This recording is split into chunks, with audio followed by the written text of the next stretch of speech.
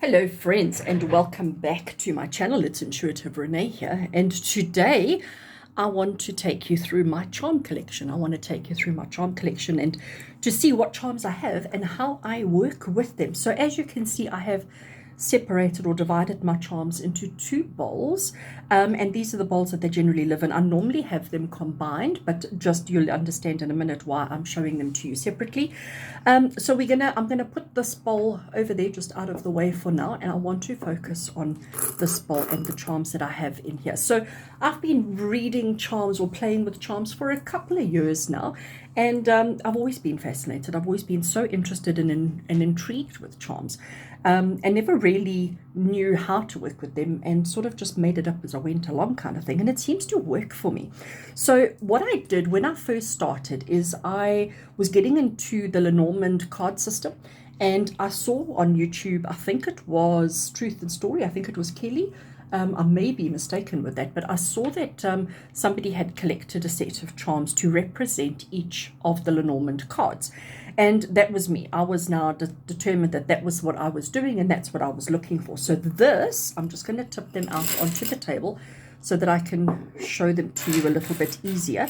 So these are basically my Lenormand charms. So each one of these represents one of the cards in the Lenormand system, and I really struggled for some of them. I'll show you now. Like, for example, this axe. There is not a card in the Lenormand system that has an axe in it. I just want to separate them all out so that you can see. So this axe over here, for example, I don't know if you can actually see. Let me try doing this. See if that makes it a bit easier. So here you can see my axe. So I'm using a crochet hook just to point for now. So the axe that I have, obviously, as I said, there isn't a Lenormand card that has an axe in it, but to me that is the scythe, because I couldn't find a charm to represent the scythe. So I needed something, and to me that represents. The other one is my crow over here. So I really do love my crow, but again, there isn't a Lenormand card for crow, but I couldn't find a fox. And to me, the crow and the fox carry similar energy. So when I see the crow, I know to think of the Lenormand fox. And this interesting one over here, to me, that is my mountain. And it looks to me like a cable car that takes you up a mountain. And I couldn't find a charm to represent a mountain. So when I see that charm, I know that that represents my mountain. This brush over here, as well as my whip. Again, I couldn't find a charm. So this is a little toothbrush. I don't know if it's going to focus on it. Let's have a look. So this is my little toothbrush. So I know that it is my whip. So as you can see, this set of mine is not, it's not perfect, not by a long shot, okay? It really isn't perfect, but it works for me because I have understanding of each one of the symbols, and I know what it represents to me, so it works. This is my star because I couldn't find a star. This one over here is represents my child, and here we have my man and my woman. This little one over here is to represent my clouds, because again, I couldn't find a charm to represent clouds. We have key, we've got fish, we've got rider, we've got letter, we've got moon, and this is my one for endings and death, my coffin, okay? Because, and to me, it's the harp that the angels sing when you arrive. There's our book, our sun. So you can see there are my 36 charms, and my interpretation of each one of them is very Lenormand based. There's my tower over there. The Eiffel Tower is my tower. I'm just making sure they're all, we've got the snake that comes in there. So yeah, those are my 36 Lenormand charms. And as I said to you, I do read them as per the Lenormand system. So that's how I started. I sought and I went everywhere. I went to every hobby shop I could find, every jewelry shop I could find, really looking. I carried around a list of the Lenormand cards in my purse, and every time I found one, I would sort of tick it off the list. And that's basically how this collection came about. So I'm now just going to put them back into the bowl. So just give me a second because it is a bit noisy. So that's my Lenormand set. Then this collection, this set that I have here. So once I started with my Lenormand set, then in my search, in looking around, every time I saw something else, for example, you know, the little sewing machine, I thought, oh, making things, putting things together, taking a piece of fabric and, you know, mending it and making it into something completely different. So these meanings, little words, love. Let's tip it out. There's so many here, and each one I have just collected over the years, over time. You know, I'm forever looking for new charms. I love this one for the cards, because you know me, I'm a bit of a card addict.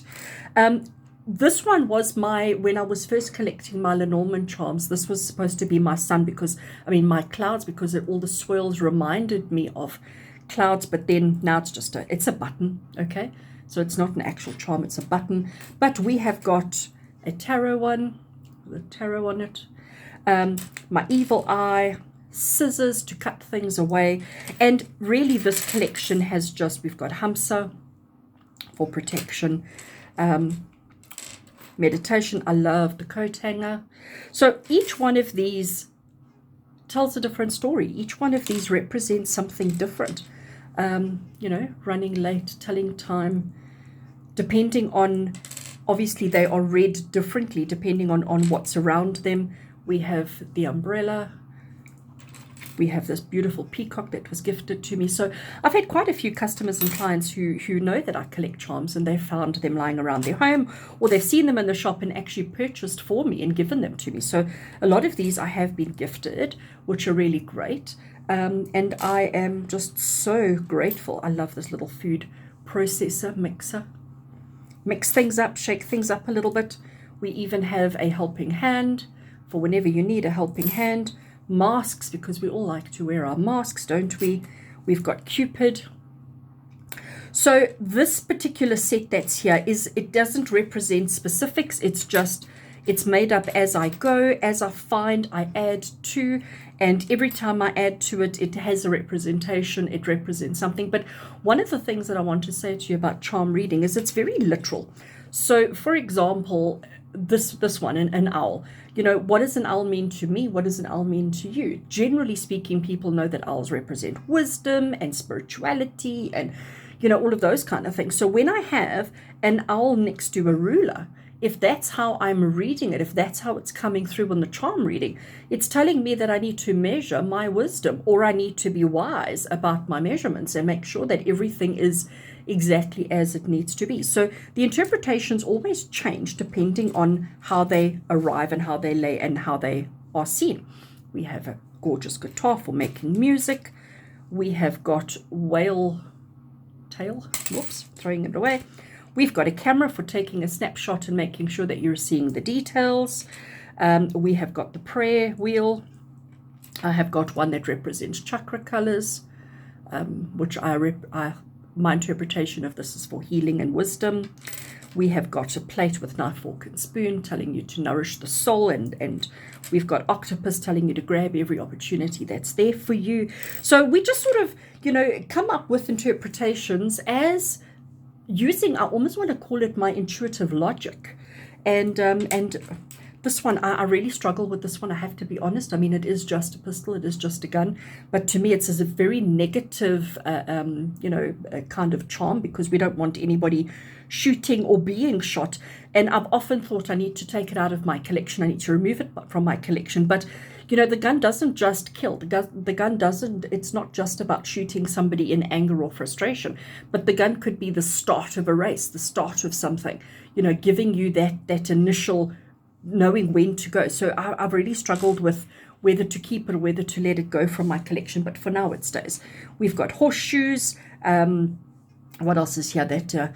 And yeah, there's some that I have removed, and I do have some duplicates like scissors. There's a couple of scissors in here, couple of trees, lotus flower, couple of feathers, you know, so there are some duplicates, but the size, the shape, you know, especially we've got wings, there's scissors there's scissors there, but it's open scissors and closed scissors, and I interpret them differently every time I find them and every time I think about them. So yes, this is my collection. And as I said to you, I normally have the two sets combined in the bowl. This is a telescope looking, and this little one over here, it is a little R block letter. And obviously my name is Rene, so I chose the R, and that is what I refer to as my significator. So if I'm wanting to know about a client, if I'm doing a reading about a client in particular, when I've cast the charms, I look to see where the significator is, and that obviously then I look at what's around it, and that gives me the information about the client. So yeah, there's no, as far as my understanding goes, as far as my belief system goes, there's no right or wrong way of reading the charms. And I have to say that every time I do a charm reading, it is a little bit different than the time before. But I just keep adding to my collection, and I keep, if I look at that cogwheel, for example, what is a cogwheel? It's about something slotting in and fitting in properly, and it's about turning. And, every time the wheel turns, there's a bigger wheel that's turning, and eventually it's powering a motor. So it's recognizing that doesn't matter how small and insignificant you are, you do have a big part to play in a bigger picture. This little heart with the key, this little heart locket with the key, I mean, that itself, it says so much too, doesn't it? Are you keeping your heart locked up? The key is right there, so you can unlock it if you need to, but it's about recognizing this medical symbol is what I use for healing, for recognizing that healing is needed or has taken place, or be mindful of the physical being. We have an elephant. I have another elephant over there as well. So yeah, lots and lots and lots. I have the eye of inspiration and the eye of knowledge and the eye of wisdom. The evil eye I've mentioned already. So if you are interested in reading charms, don't wait for somebody to say this is how you do it. I think it's really just a case of finding charms that talk to you, finding charms that mean something to you, finding charms that when you look at it, it tells a story, it gives you something.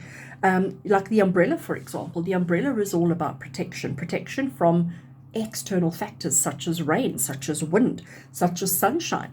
We use the umbrella. Sometimes they're decorative, but most of the time the umbrella is to stop us from getting wet, stop us from getting burnt, or keep us protected from wind and things like that.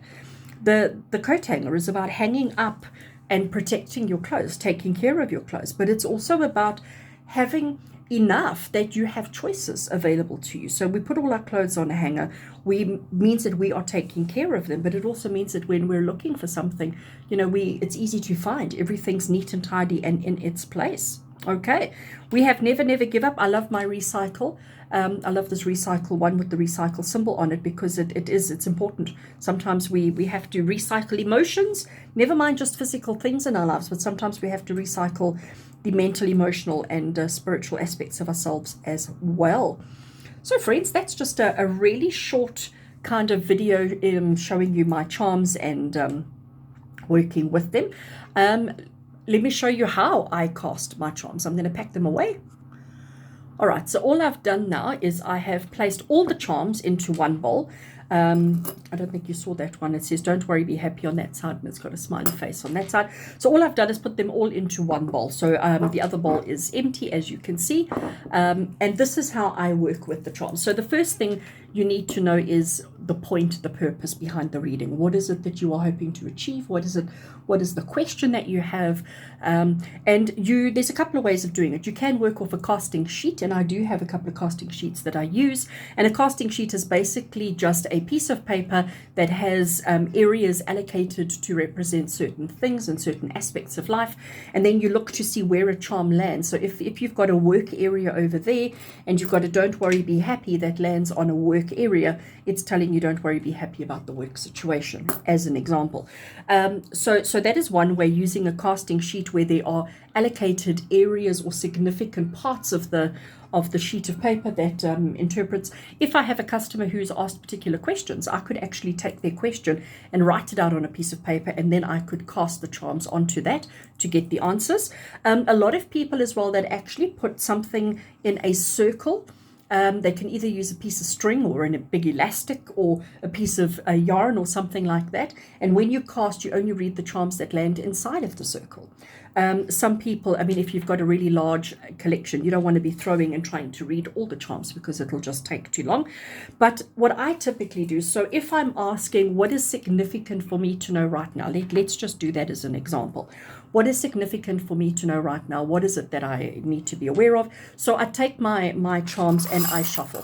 So all you're doing is just moving them around, trying not to look, trying not to focus on the charms themselves, but just moving them around to get a good shuffle. And then I grab like a pinch of them. So we just grab a couple and you drop them. Okay, so you grab a couple and you drop, and then you look to see what has landed, what direction it's facing, what's far away, what's close by, what's touching, and that's how you interpret and read them. When it comes to like my negative gun, which I'm still not certain I like, I look to see the direction it's facing. Okay, so in this particular case, it's facing my sun. It's facing my sun, and my sun charm here is actually upside down. It came through upside down. So if you want to read reversals, you could do that, but I don't do reversals.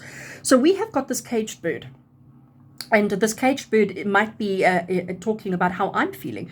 We've got the star, so the star of hope, the star of understanding. We have got the horseshoe here as well, which is bringing luck. We've got love. We've got the tower.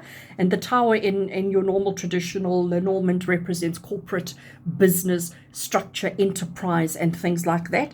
And we've got the sun down here. The fact that my gun is, I'm going to call it shooting my sun, it's saying to me that there is potential of losing my sunshine. Okay, and maybe that's telling me that I'm feeling a little bit caged, I'm feeling a little bit trapped. I need to be focusing on all the things that are right in my life with the star, and know that there is good luck. Know that I must, instead of feeling this way, instead of losing my sunshine, I need to be aware that business needs to take place. There's a lot of happiness because we've got the horseshoe and we've got the love and the heart and the star. So there is a lot of success. There's a lot of happiness that I need to be more focusing on. Instead of worrying about structure and routine and business, instead of feeling so caged and not letting my happiness and my sun get shot out of my life, I need to be focusing on these three. So the question I asked is, what do I need to be focusing on right now? And that is how I would read and interpret. So only a couple came out. I could have got a lot more, I could have got a lot less, but that is generally, if I'm looking for a quick read, that is how I would read. But otherwise, to use casting sheets works really, really well. And there is no limit to your charm collection. There's no minimum or maximum. I started, as I said to you, getting the basic Lenormand charms, or charms to represent the Lenormand cards, which was a system, so it just gave me confidence to be able to interpret the symbols, to be able to interpret the charms. And as soon as I became more comfortable with my charm reading, I didn't need that structure anymore. So friends, that is how I work with charms, and that is my charm collection as of now, which is August 2020. It will be growing and I will be adding to it all the time. I do hope you enjoyed my little display and show of my charms. And if you do want to book a charm reading with me, you are more than welcome to reach out, and I will gladly assist you with that. The way I do my charm readings is you would get a photograph of the cast of the charms and a voice note giving you the interpretation. So with love and blessings from my heart to yours, until we meet again, you take care.